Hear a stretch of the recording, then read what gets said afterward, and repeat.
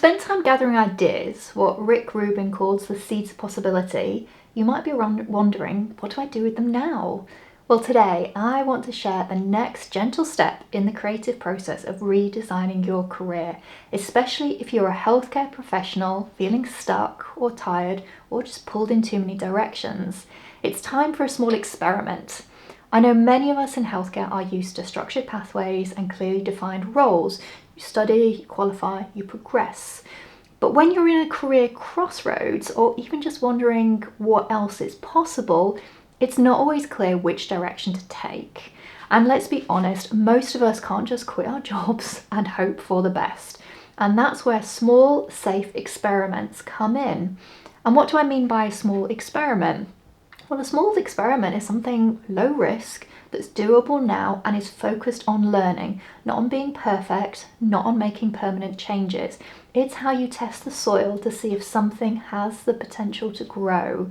And the best part, you don't need to be certain it's the right idea. In fact, the whole point is to test it to see whether it feels right.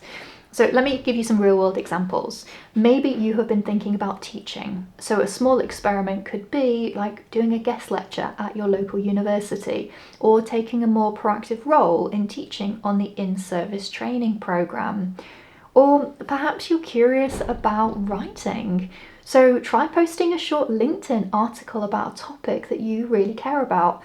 Just one post and see what it feels like.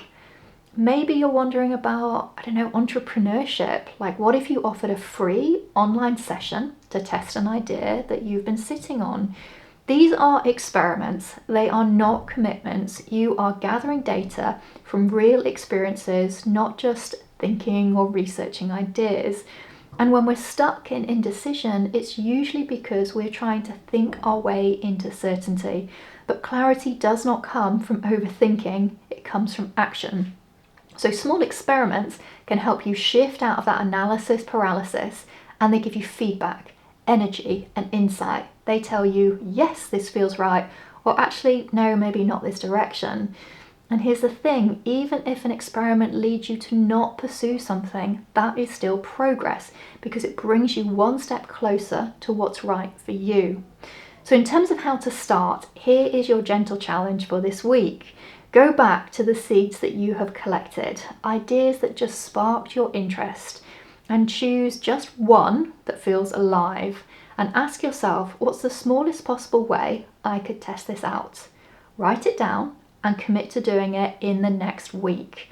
And remember, it doesn't have to be big, it just has to be real. Redesigning your career doesn't start with a 5-year plan, it starts with one tiny experiment. One brave step, one honest moment of curiosity. And so in this next video, we'll explore what to look out for during your experiment, how to tune into your energy, your emotions, your feedback to help guide your next steps. Because every big change actually starts small. So I hope to see you there, and thanks for watching.